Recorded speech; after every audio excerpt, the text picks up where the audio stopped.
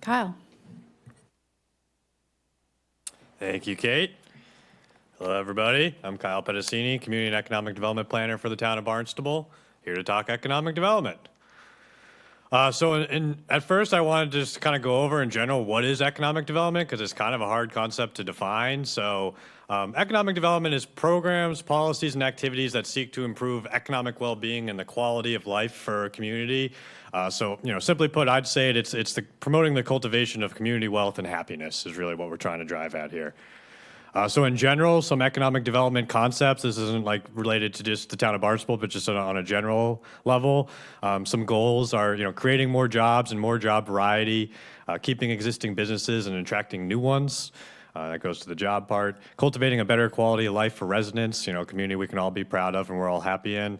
Encouraging a more productive use of property, promoting community assets, making and selling more local products, attracting more skilled workers to the community, and I think the last one's a big one, fostering local ownership.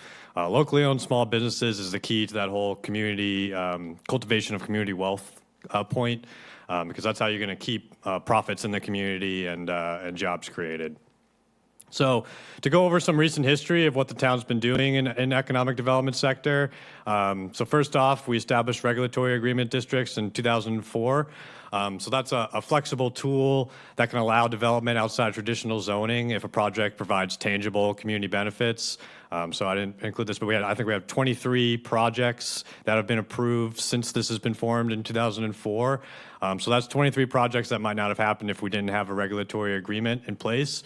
And again, in general, we want to, promote that projects comply with existing zoning, because that's reflective of community priorities. But not always will projects fit into that box. So if they can articulate certain tangible community benefits, then it's nice to kind of be able to at least have that flexible tool at our disposal. So the Downtown Hyannis Growth Incentive Zone, which was originally established in 2006, was reauthorized in 2018. And that exempts commercial properties from the Cape Cod Commission review, and it encourages a concentrated mix of residential and commercial uses in downtown Hyannis. I'll go into where exactly that is located. I have a map on the next slide. We're also granted exemption from the Cape Cod Commission review for certain size projects in regional economic development centers and industrial areas of town. So being able to kind of streamline permitting for the type of projects that we want and the areas of growth where we want them is important, because you need to incentivize that growth where you want it. And we also created a permitting coordinator position. So Maggie Flynn is currently in that position in the town of Barnstable. She does a great job. If you're a small business and you want to open up in the town of Barnstable, there are a million different hoops you might have to jump through. Health department, DPW, and Maggie Flynn is kind of the air traffic controller who can direct you as to where you need to go. So it's not so, overbearing when you're existing or you're just starting out in your small business and you got a million other things to think about too. You don't even really want to think about the local permitting, but that's where we have, it's where customer service really comes in with our small businesses. So I had mentioned this is the growth incentive zone on the right, and on the left, that's our regional economic development center industrial areas. So this is where we have streamlined permitting from the county level, because this is where we want to incentivize our growth. And the other part of this aspect is, it's smart growth principles. So we want the growth to take place in areas where we have the infrastructure, and in other areas where we don't. That's where we've kind of downzoned. So it's kind of they work in tandem. So we grow in the areas where we want the growth, and we have the infrastructure to handle that. And then we protect our natural resources elsewhere. It's something we've talked about a lot throughout this whole process. So in terms of incentive history, so we have a couple things that incentivize investment in the town of Barnstable. So we have tax increment exemption. So that's relief on property taxes for improvements made to residential buildings in exchange to community benefits such as deed-restricted affordable housing. So 7 TIE applications have been approved since 2022, which is great because that's getting new workforce housing into the community. Another tool, which is very similar but just a slightly different concept, is tax increment financing. So that would be relief on property taxes for new commercial investments in exchange for retaining and creating new, well-paying jobs. We haven't done any sort of TIFs in the past decade, but it might be something we want to look into as a part of this process and updating. I know the town of Yarmouth, for example, in like 2010, they used a TIF to get Shields MRI to locate because they could articulate they had well-paying jobs with good benefits. And with the TIF, there's the but for kind of protocol. So if the project wouldn't take place but for this tax increment financing, that's how you know it would be eligible for the process. So it's a good tool to have. So in terms of zoning changes we've made recently, we established a gateway medical district in 2017 to allow for multifamily developments, again, to kind of help address our workforce housing problem. We've amended the highway business district zoning ordinance in 2019 in response to current market trends to encourage investment in the aging commercial corridor. We updated the zoning for the Cape Cod Mall in 2022 to allow for complementary uses such as a hotel or mixed use with some residential to retail. The medical marijuana zoning was revised in 2022 to relapse some of those separation restrictions. And we've amended the home occupation ordinance in 2023 to expand it in all zoning districts as a matter of right if it meets certain conditions and it's not going to be impactful on the neighborhoods. So again, with zoning, one of the biggest things we did recently was update the downtown Hyannis zoning in 2023. Incentivizes residential and mixed-use development. And from an economic development perspective, I have to say this zoning has worked exactly as intended. We're seeing a lot of targeted investment in underutilized and frankly blighted properties. So to get those to turn from blighted properties into community assets that can help address our workforce housing is a major win for the community and a major win for our tax base and our investment.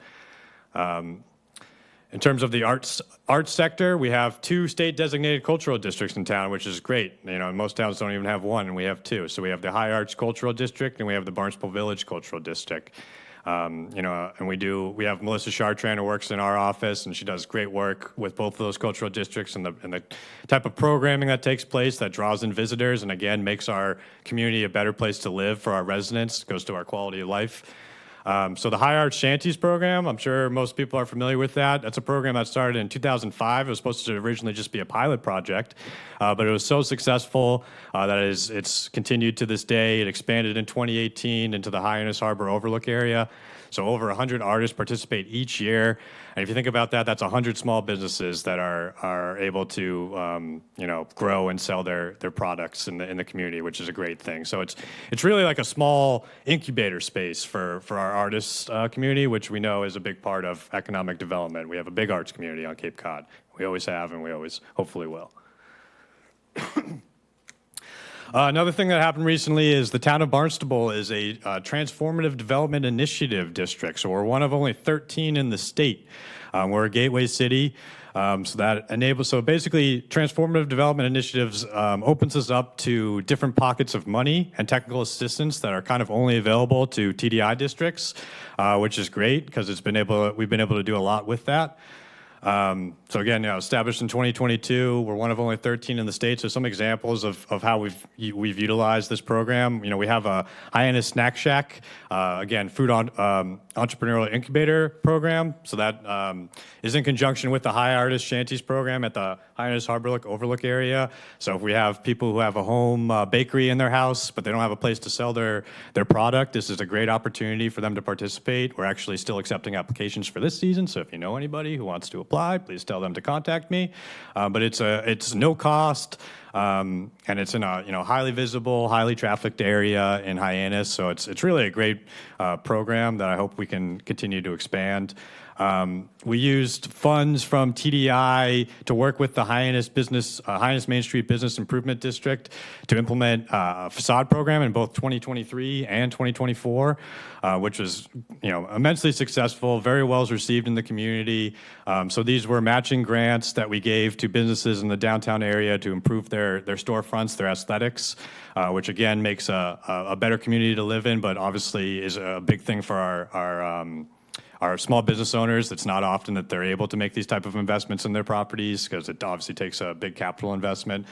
So to be able to kind of It was really like a public-private partnership program. We gave out $115,000 in 2023, but we estimated over $400,000 were invested in total in the downtown Hyannis area, which is really a great story.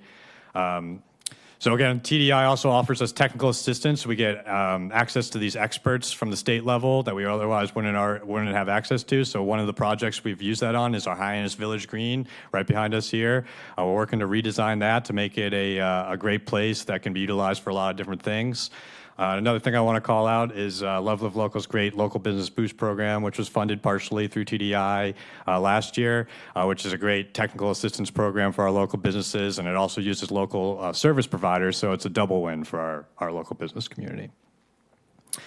Another thing to mention is Cape Town Plaza. This is one of our big commercial plazas in town. So we issued an RFP in 2018 to redevelop Cape Town/Kmart Plaza on 132. WS Development was awarded the bid to lease the plaza, and it's now going to be renamed The Landing in Hyannis. So Whole Foods is going in there. They got floor and decor. So it's an exciting project. It's going to get a facelift and some modernization. So that's always a good thing, and in an important economic area for the town. Something we do at the town level is we maintain businessbarnstable.com, which serves as kind of a clearinghouse for different information for economic developers or small businesses. We send out a every other month newsletter with different sorts of grant news or anything that might be relevant to the business community. So if you're not already signed up for that newsletter, I would strongly encourage that. We have a lot of great resources and information and data on this website. We have a commercial site finder on there. We're always looking to expand it and make it as useful as possible for our business community and for just people at large who want to know about the town of Barnstable. We also completed a Hyannis investment prospectus to help people who might want to be investing in Hyannis understand the benefits of that, which is important because really why putting these kind of things important. Putting these things together is important as it shows the town has its act together. And if you're a business who wants to approach the town, you're going to have someone who's going to answer the phone and actually have a conversation with you. So that's always good to maintain those type of resources. So going into demographics of town of Barnstable, our median household income is $94,387,000, which is slightly above the Cape Cod average of $90,000. But the median sales price for a single-family home is $799,000. When you compare the median wage of $64,000 to the salary you would need to purchase the medium price single-family home, you can see the discrepancy. It's rather large, $64,000 to $199,000. I mean, that's why we have a housing crisis right there. It's a bit of the wages being too low and the housing being too high. So whatever we can do to address those two inputs is how we're going to have to really tackle the crisis. And our average age is 47.1, so we are older than the median age of Massachusetts. So with a bit of an older population, 30% of our residents are over 60. That does bring about both opportunities and challenges for the town. And just to note, our top employers, we're very fortunate to have a hospital in the town of Barnstable. That's where a lot of our really good paying jobs are. So Cape Cod Healthcare is obviously our top employer. The town of Barnstable itself is a top employer. Cape Cod Community College, which is another great asset to have in Barnstable, Cape Air, and Dialogic Inc. So this is just kind of accentuates the point I was previously making. This is countywide, so it's not just the town of Barnstable, but I took this from one of the county things. So you can see COVID has only exacerbated the problem of housing prices, going through the roof and wages not keeping up. So that only exacerbates our problem where it's tough to find housing for the workforce, and if you don't have housing for the workforce, that's an issue. So in terms of our industries in town, you can see educational, healthcare, and social services is kind of our top one. So the left column is people who live in the town of Barnstable and what their professions are, and the right one is our jobs in the town of Barnstable. So you can see, a bit of the discrepancy there, and where we're a net importer and a net exporter of jobs. Economic development challenges. I'm running through this fast, but we'll obviously have questions at the end. Economic development challenges in the town of Barnstable. I already talked about the mismatch of housing prices and our workforce wages. That's a big problem. If we don't have a place for our workforce to live, we're not going to have a healthy workforce, and we're not going to be able to have all the industries that we want to attract here. And if if an industry is looking to locate in the town of Barnstable, but there's no place for their potential workers to live, they're not going to locate in the town of Barnstable. I had mentioned we had we're on the older side of the population, so that impacts. We have less of a participation in our workforce because we have more retirees here, so that impacts the workforce as well. Probably our biggest challenge, though, is that we're a seasonal economy, and relative to our peer communities on Cape Cod, we're less seasonal. We're more year-round, but relative to communities across the country, we are seasonal. And you think about well, why don't we have this in town? Why don't we have that in town? Well, because most businesses can only make money here 1 or 2 months out of the year, real money. So, I'd love to see a Topgolf here, but Topgolf's not coming when they can only make money 1 month out of the year in August, really, on Cape Cod. So that's a huge impact on what we're going to see for industries here, what kind of jobs we can attract here. When we're so seasonal, and we need to diversify our economy more. We're very dependent on our tourism industry, which is a great industry, and that's what Cape Cod was built on. But that's very sensitive to global economic trends. You think when there's a recession, people aren't going on vacation. They're not spending more money. So that's a problem. We need to diversify as much as possible, just like you'd want to diversify your economic portfolio as much as possible. And we don't have a whole lot of high-paying industries such as the sciences or the STEM. We don't have a Woods Hole Oceanographic Institute. We don't have a widget factory manufacturing, and we don't have large tracts of land that would be needed for something like that, or even something like agricultural. There's not a lot of big, large tracts of land in the town of Barnstable, so that impacts things.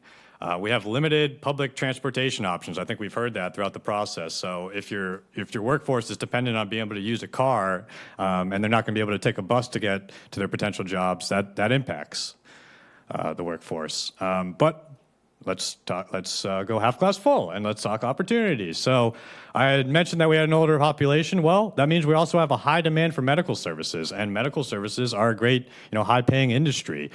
So what can we do to attract more medical uses and good jobs? Think about all the people who have to drive off Cape for different appointments or to see different doctors. That's all economic value that we're losing off Cape. So how can we have those services locate in the town of Barnstable, where we're going to have good-paying jobs and that benefits our residents? They don't have to drive off Cape anymore. So that's something that we have potential for growth in. Obviously, blue economy. We want to have industries that take advantage of our natural resources but don't degrade them, and fit in with the character of Cape Cod. So blue economy is absolutely should be a priority. We were ranked 4th in the state in 2018 in terms of total commercial fishing value vessel per community. So that's I think we're higher than the city of Boston, which is really telling. So the commercial fishing industry is a big one in the town of Barnstable.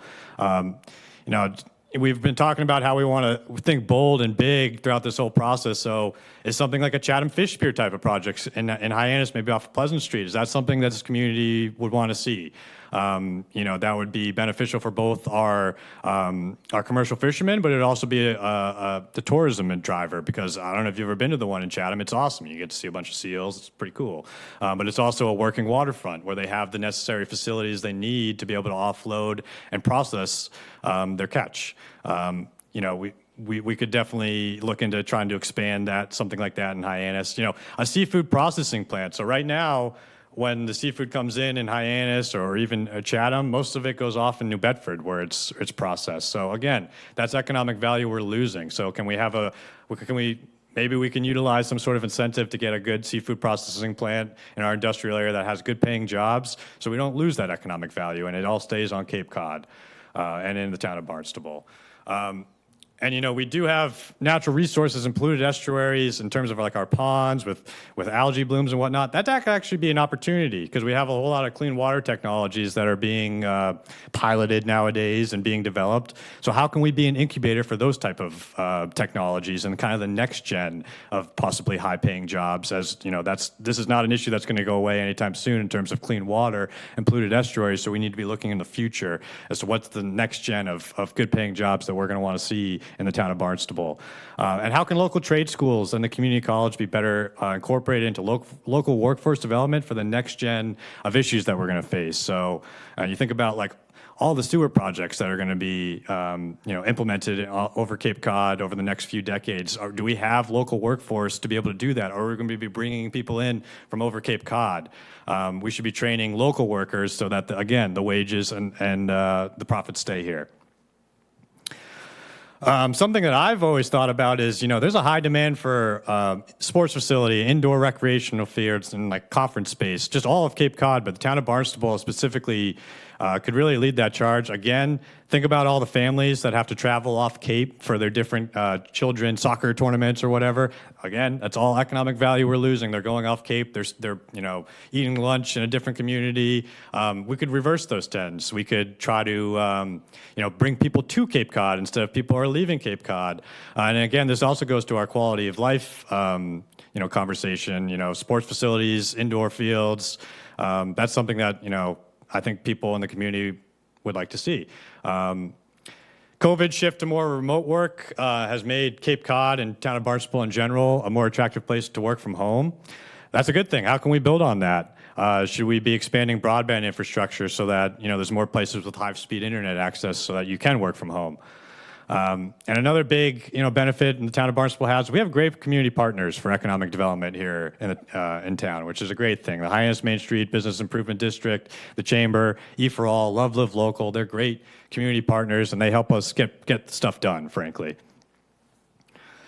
So looking at what other communities do and stuff that the town of Barnstable could look into. So look at the town of Falmouth. They have a Falmouth Economic Development Industrial Corporation, EDIC. It was established in 1984 with the goal of increasing business and industrial investment, job opportunities in Falmouth.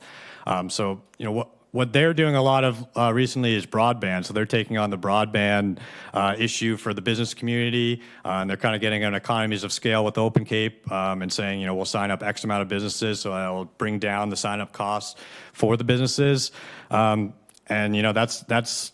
great. That's something that maybe the town of Barnstable wants to look into. So also redevelopment authorities is again another thing the town could look into. Plymouth and Wareham have them.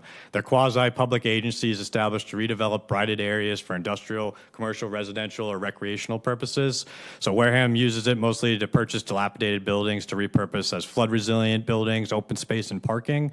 Plymouth uses it a lot to facilitate brownfield remediation, so polluted sites, and make them ready for development and investment and affordable housing development. Locally, the town of Provincetown in Yarmouth, they have large tourism funds, which we also have a tourism fund in the town of Barnstable, but they invest in it a little bit more. It's funded through a portion of the rooms and meals tax, and it provides funding for special events, public improvements, and marketing. So Barnstable has a similar fund, but it's at a smaller scale.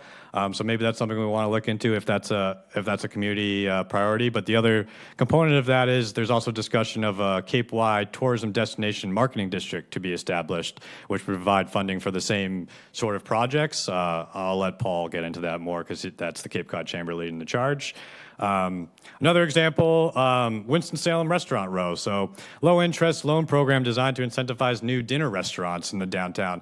This is just to show you, like, in Winston-Salem, the community priority is we don't have enough dinner restaurants in the downtown, so what can we do about that? So they created their own program, low-interest loan program, to get more restaurants in. So really it's like, what's the community priority? What do we want to see more of? And then we can kind of build programs around that end. So again, I urge you to think boldly and think about what you want, what kind of industries you want to see locating to Barnstable, and then we can talk about how we can achieve that end. Another example is the Berkshire Community Land Trust, a nonprofit organization that owns property and holds it in perpetuity for the benefit of the community, provides affordable access to lands for housing, farmsteads, retail, and manufacturing. So it kind of goes back to the whole point of, like, not a whole lot of land for agricultural. So if you can hold it in a community land trust and be able to lease it out at affordable rates for agricultural uses that are beneficial to the community, maybe that's not a bad idea. So next steps for Barnstable, we've been doing recently, what we'll be doing in the near future for economic development. Something that's pretty exciting is we utilized almost $300,000 in CDBG funding to expand high-speed fiber optic infrastructure in downtown Hyannis, allow for low-cost hookups for residents and businesses in the area. So this kind of goes to what I was talking about town of Falmouth doing. But this is something we might want to expand upon in both downtown Hyannis, but other areas of town. Broadband has a lot of value for both businesses and our residents. But we've heard from businesses in the heat of the summertime when there's a high demand on broadband, they can't even run credit cards. That's a problem. So it's also a problem that Comcast, we have one entity that has basically a monopoly. That's not good for anybody other than the monopoly. So what can we do to encourage as much competition in that area as possible? I found it interesting that I think it was Comcast was making upgrades in the town of Falmouth, and it's interesting that they started in the town of Falmouth, who's bringing in competitors. So when you bring in competitors, it urges the Comcast to actually improve their service for the residents. Let's see, where am I? Oh yeah, so along those lines, we are participating in the state's digital equity planning program through the Cape Cod Commission and through Mass Broadband Institute. So that'll position us in the future for possible grants in terms of trying to implement broadband solutions. It's kind of a first step in trying to evaluate what our needs would be for a town-wide. So yeah, need more competition and additional capacity for data processing. Hyannis Harbor is obviously a huge economic driver for the town of Barnstable. So the town is currently working with a consultant to develop a Hyannis Harbor master plan to create a cohesive strategy for the mix of uses, land uses around the harbor. We also obviously have a lot of water uses around the harbor, and they're competing uses. So how can we again, make a cohesive strategy that makes sense for the area. And we also have obviously climate resiliency and sea level rise issues in that area. So how can we respond to that and think ahead to the future? Strengthen the connection of downtown Hyannis to the harbor area, the whole walkway to the sea idea the town's been working on for 3-4 decades. It can always be improved because that's an important connection to make. Again, Great Streets Hyannis. I hope you have heard about this project before, but if not, the Great Streets Hyannis project is reversion of two-way travel in downtown Hyannis. So Main Street, South Street, Old Colony, we're returning all the one-ways to two-ways. And that will improve walkability of the downtown. It's going to make it a more attractive and safe place to visit for all sorts of modes of transportation, for cars, for bikes, for pedestrians. And from an economic development perspective, an example of a conversion and how it works, Savannah, Georgia in the 1990s, after they went from one-way to two-way, businesses on the street rose by 50%. That's a pretty telling number because, again, you got more people in the area, you got more patrons of your businesses. And another thing we're working on is the Downtown Hyannis District Improvement Financing Program. So we got a grant from the state to work with a consultant to look into this. So that would establish a funding stream derived from new growth tax dollars in a certain area and get invested back in the same area. So we're looking at the growth incentive zone in Hyannis. So basically what that means is new projects in the growth incentive zone, the new growth dollars, a portion of that would be directed back into the growth incentive zone for public improvement and economic development projects. It's a flexible source of funding, so we can use it for creative projects such as the facade grant or beautification programs.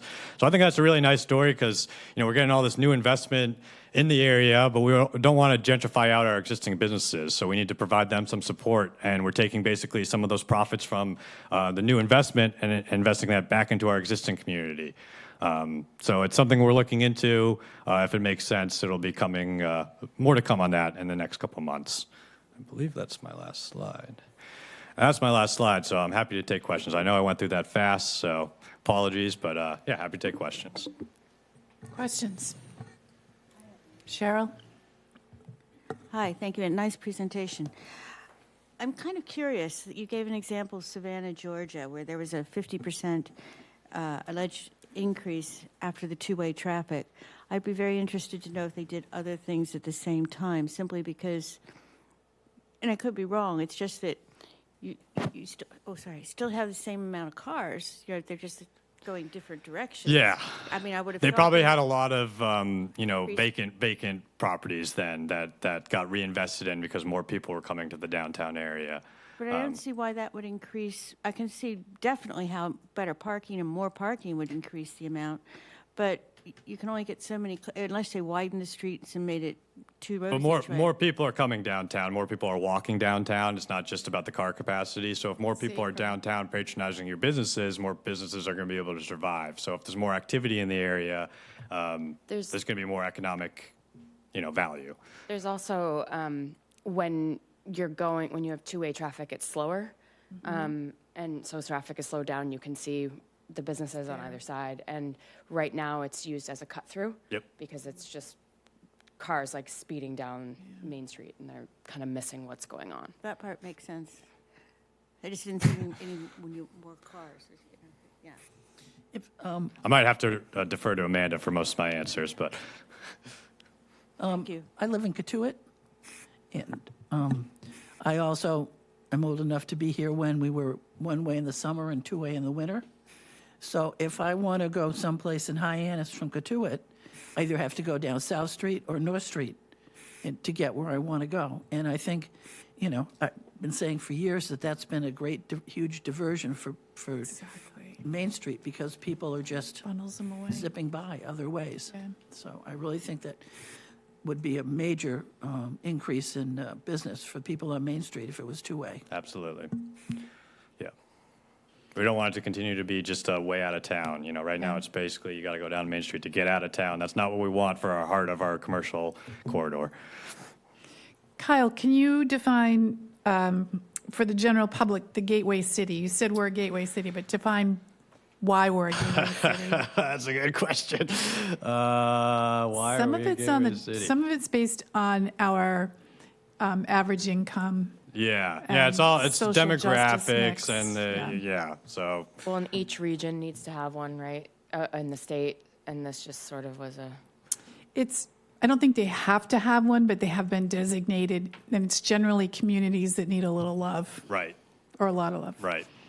So there's that's certain fair. sort of environmental justice kind of type indicators that trigger it. Yeah, Right. But it's also a benefit when we're applying for grants. absolutely. It's a huge benefit when we're applying for grants. and there's a lot more funding opportunities available Yeah. for gateways. Lindsay, There's some grant opportunities that are only available to gateway cities. So right? Lindsay, Kyle, I had a question. Why aren't we doing more to encourage broadband in this town? It's kind of ridiculous that we don't have it. yeah, it's a good question. I mean, it takes it obviously takes funding. And it takes working with a community partner like an Open Cape to implement it. When I worked in the town of Yarmouth, it's also like it's a bit of a confusing issue to understand. So like when I worked in the town of Yarmouth, we had this idea. There's a spine along Route 28 in Yarmouth where the Open Cape is laid, and we wanted to use wireless solutions on the utility poles to basically use like Wi-Fi and zap it into different areas commercially and residentially. But boy, do I not know how to do that. I barely even know what I'm talking about right now. So you really need like a buy-in from a lot of different stakeholders. The IT department really needs to be bought into it because they actually speak the language. So it's something I'm confident we can make progress on, but it's not going to be quick overnight because it needs to be thought about comprehensively. And there's the whole security and the communities that are really ahead of the game on it have their light plants already, so they already have the infrastructure in place. So like a place like Westfield that provides electricity, they have all the all the trucks that can go out and repair the broadband. So the town doesn't have that, and I don't think we want to get in the business of that. So it's about working with a community partner like Open Cape and trying to kind of build their capacity.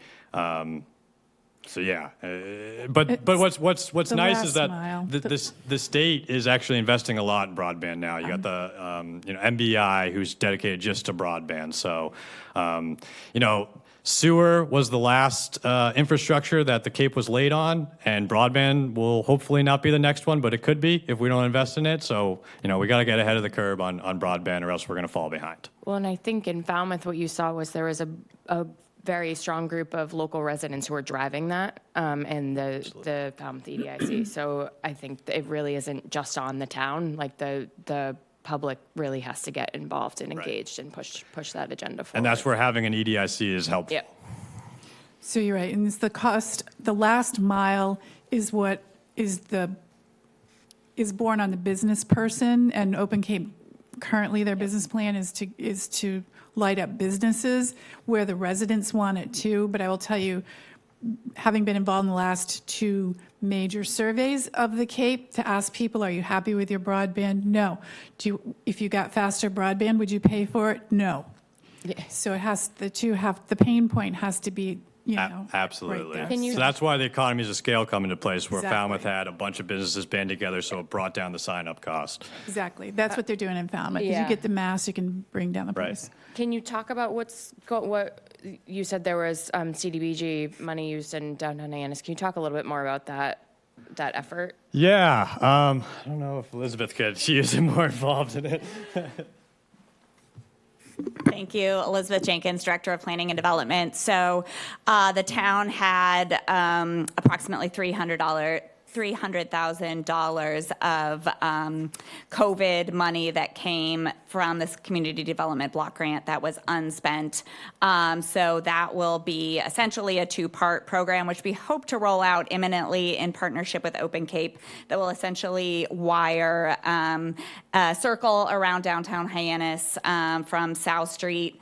They already have a backbone, a spine, thank you, on Main Street, but it will encompass the rest of the downtown Hyannis area. So a portion of the funds will be used for that infrastructure improvement, and then we'll have an associated improvement that will help either residents or small businesses with the connection cost, because there is a cost that you have to pay to Open Cape in order to connect to that system. So that final mile cost will be paid for by the program as well. So I just talked to Open Cape this week in terms of marketing that and getting that word out.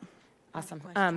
Because I can attest, as somebody who has a retail store and office here on downtown Hyannis, we would get kicked off of our internet Yeah. every single time we ran a sale. On a So- rainy day. Yeah, and if it was windy, rainy, Too busy, the internet yeah. dropping on. Yeah, so I mean, it's been so- great It's not- to Yeah. have sort of Open Cape in as a partner as we bring in new residential development. We always connect them with Open Cape, so Yeah. they can have the opportunity to approach those folks about pre-wiring that infrastructure when we are doing larger infrastructure projects, putting in conduit at a minimum for broadband, so that can happen in the future. So, really, again, looking to build out that system.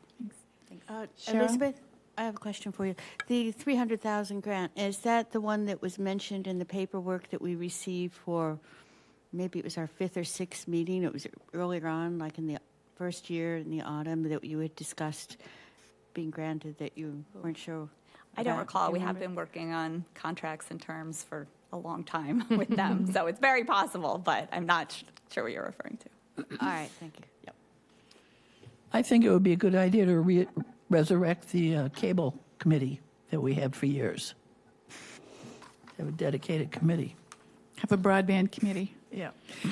A real quick question, I don't know who can answer, but the Hyannis Harbor Master Plan, will that be a subset document to our LCP? Yeah, perhaps it's something that we can talk about. Yeah, kind of like referring, our recreation plan. We refer to the open space goals. I kind of envision it being similar. Yeah. Yes. That's great. I have a question. Sue too. and Sorry, then Sue, I'll Amanda. stop talking. Susan and then Amanda.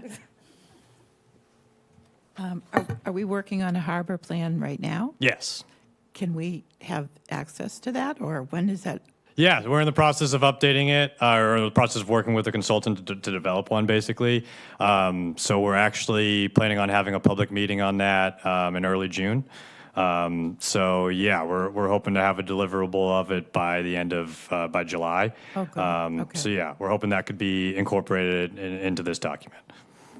My second question is, when does the town's contract with Comcast Xfinity expire? Ooh, I don't know. I can look into that. I mean, is it within the next 25 years, or?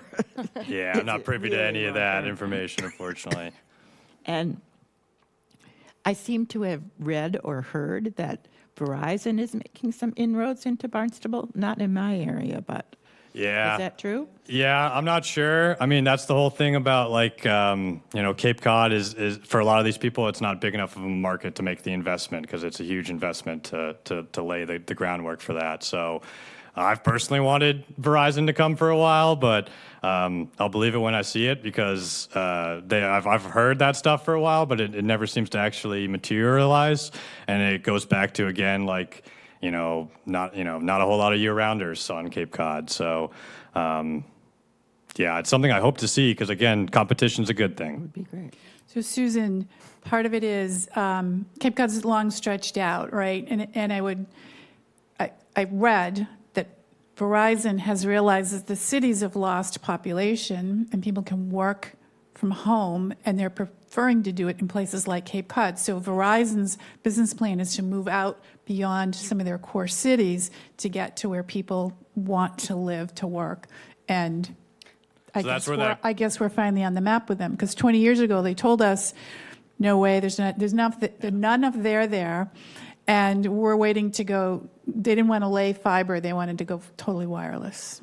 I feel like I talked to somebody about this, and they said sure. yes, that they were in some places Yeah, in Barnstable. suppose I read but it not too. So yeah, for me. that's the whole COVID shift to more remote work on Cape Cod being beneficial to us. So, there you go. There you go. Good. Amanda?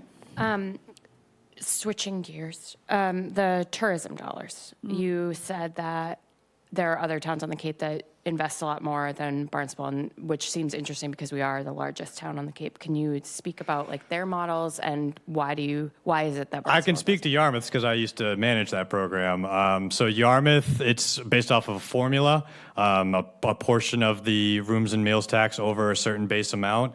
So it usually ends up being close to like $500,000 a year, and they have to use a certain percentage for physical improvement. Some of it's on marketing. They also pay a lot they have usually $100,000 available every year for special events. So that's why they have events like the Cape Cod St. Patrick's Day Parade and the Seaside Festival. They give those like $25,000 a lot of years. In Barnstable, it's held flat at around like $127,000 for a long time now. So really, that means it's actually shrunk when you consider inflation and how much you can actually buy with that money. So that's where hopefully the TDMD is a big part of the equation here, because we have a whole lot of hotel rooms in town that will generate some funding for the TDMD.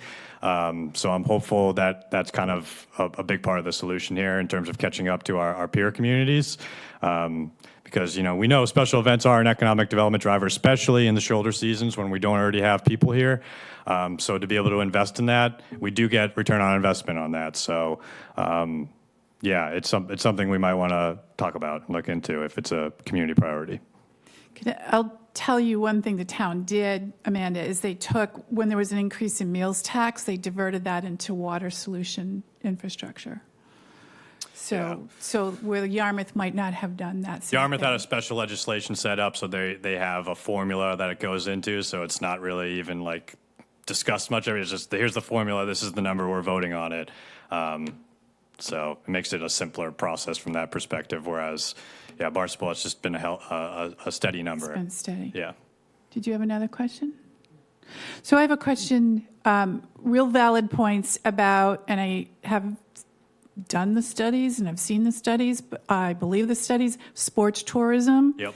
And there was a project underway in Independence Park, Yep. and they cleared the land, and they bought the steel, and then the whole thing went bust. Right. Anything new on that? We had Youth sports indoors. we've heard some people who are interested in that, but it's going to take a lot of money to do something like that. It's going to take a lot of investment. So that's where maybe something like a tax increment financing program could help attract it to Cape Cod and into the town of Barnstable. But Site still available? Site's not being used? yeah, looked I'm at not for I'm not anything sure else? exactly that specific site. I haven't heard anything new on that. No. I'd love to see it personally. Same thing with a conference center. Right. Right? We can put heads in beds, we can put butts in restaurant seats, but we can't get them all together in a room for a meeting, which I guess after, you can all just get on Zoom now, but But that has always been a limiting factor, and the largest contiguous space to do that has been in downtown Hyannis, which is great. It's great for downtown, but it's not great space. Let's put Right. it that way. And people hear the word convention center and they wig out. We have been suggesting in prior iterations is a meeting house, Yeah. right? Get a meeting house where people. You're not having to have a hotel attached to it. You have a place where people can get to by walking or transportation, and you can have other things happening in the shoulder seasons. Exactly. Right? Exactly. Because we are a leisure destination. We have not built the infrastructure to be anything other than a leisure destination. And some people say, don't screw up my leisure destination. I don't want to come there and work. But, I think that there's a lot to be said for that kind of a viewpoint. And I would say your chart showed that tourism is not the driving factor in here. And I've been saying this to people for years. Healthcare and construction and then tourism. Tourism is important. Fair enough. Yeah. And I will also argue somebody somewhere always has money to go on vacation. You're not wrong. But it is totally discretionary spending. So if they don't want to spend it, you can't make them. Megan. So I had kind of two questions here. The TIF, well-paying jobs, what would that include and how is that determination made? And for my second question, on General Patton, I think, right off Burses, I can't remember exactly what year, but it was pretty recently, one of the houses there sold for $500,000. And that's not a premier neighborhood. Yes. So that increases the assessed value of that neighborhood, or has the potential to, which increases property tax, and that I worry about the gentrification of that area. While, yes, it could certainly use improvement, there are people that are a part of our community that's where they live, and I would hate to see them pushed out. So I'm wondering if there's like a tax abatement program, especially after COVID, for property taxes, especially if they're year-round rentals that Barnstable could be a part of, because it's kind of, I can't imagine, I looked at the time, but I can't remember, that house was nowhere close to $500K before. Yeah. So abatements for taxes would go through the assessing office. One thing that the town of Barnstable does that not every town on the Cape does is a residential tax exemption for people who live here year-round, which is a great thing to incentivize kind of year-round use and does give you a bit of a break. Isn't that for homeowners, not necessarily renters? That's true. Yeah. So I'm not aware of one for renters. To your first question about the TIF process, so there would be a TIF advisory committee that would look into that question about what exactly is a well-paying job. They'd compare it to the median wage and the median income, and they'd want to, you want to see benefited jobs that have health insurance and all that good stuff. So you compare it to basically what is the median wage in town, and then does it exceed that? And there's like a committee that would look into that and review it. Can we get possibly some kind of documentation for that? Because I'd be very interested in including that and Sure. just looking at that. Yeah, absolutely. Thank you. Just Sue. Yeah, I have two. Does the median income, does that include benefits? No. No, that's just salary, okay. The tourism money that you were just talking about, how does that overlap or not with the business improvement district? It does not. So the tourism fund is funded through the rooms and meals tax of I think it's actually just rooms. rooms. Yeah, just rooms. It's partly meals tax in Yarmouth. So it's funded just a portion through the rooms tax. The bid is a special assessment for properties in a certain area. So while they might do similar functions in terms of marketing and special events, they are different. So the bid Bid is a little bit like privatizing. the bid is basically it's a or- business it's a business improvement Yeah, district. it's- So the cost is to the businesses directly. yeah. Whereas the tourism fund is property funded owner. through Property tourism fund is owner. funded through people who are staying at hotels and they're paying a portion of their taxes going into the fund. I think one good fact for people to know about occupancy tax, which is it is. It's occupancy whether you're in a hotel, motel, B&B with more than 3 rooms, or a short-term rental. we still rank very low in that, even though it's a double-digit tax, it's one of the highest taxes you'll pay, Right. we still rank low nationally. And there's been communities across the nation that have successfully funded things like youth sports infrastructure, meeting houses. They build the infrastructure from that particular tax, and Right. it kind of feeds itself. Yep. And there's Oklahoma City built tremendous scull rowing center on their river, and just did some really cool. They built a brand new, beautiful library. They built another convention center. It's Oklahoma City; they have more space, but it works. It's just that you have to convince your guest that it's okay. Right. And then you have to convince your community that you want to build it. You So got- there you are gotta- ways to finance. Yeah, you got to maintain competition with your peer other like New York and those type of places where I've heard the kind of tipping point is 20%. If you can stay under that, you're probably not going to affect the demand too much. But any higher than that, you will. So yeah, that's a good point. 14.45% for occupancy. Mhm. Which is now inclusive of the 2.75 that goes into the Water Protection Trust. Yep.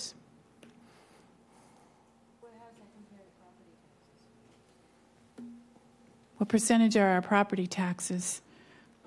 Well, that's a whole Yeah. banana. That's a whole other banana. I don't know. Don't what the have rate that is. one memorized, Cheryl. I spent my whole life working on that. But the property taxes will continue to be a percentage, but then the assessment changes. So you get Right. you get crazy. Yeah, a lot of times your percentage might decrease, but your amount of taxes goes up because your assessment goes up. So Which speaks to what Megan was talking earlier. Like if Yeah. if all of a sudden our property values rise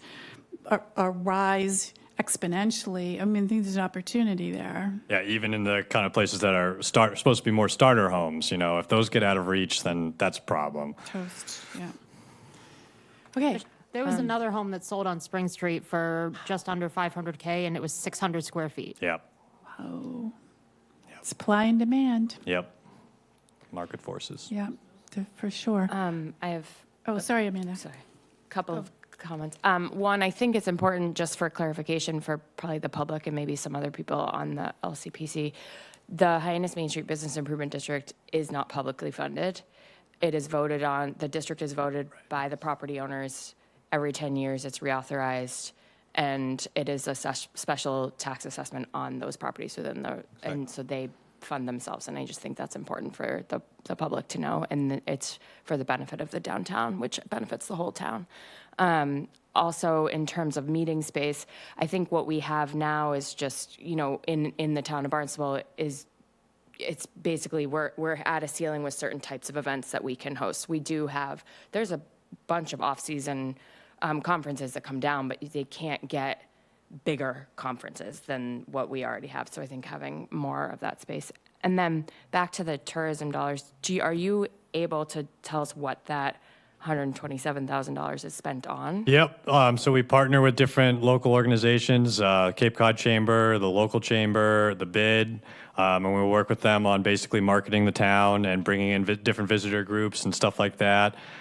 We also use it for some arts and culture programming and some economic development type projects. So we recently purchased Placer AI, which gives us data insights into different events and when do we have a lot of people coming into the downtown and all that good stuff. So It's a great tool. yeah, it is a good tool. So yeah, I'd be happy to share with the committee a whole breakdown. But it's on special events, it's on marketing, it's on bringing people into town. There's a focus, excuse me, on attracting business to the Hyannis Youth and Community Center. So the ice rinks and the facility there.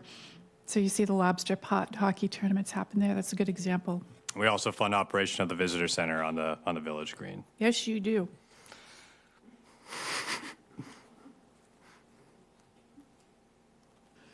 I need some more chips. Okay. Any other questions? Great presentation, Kyle. Thank you. There's a lot more to know behind there, but I think now we want to go to the back of the room and have our breakout sessions.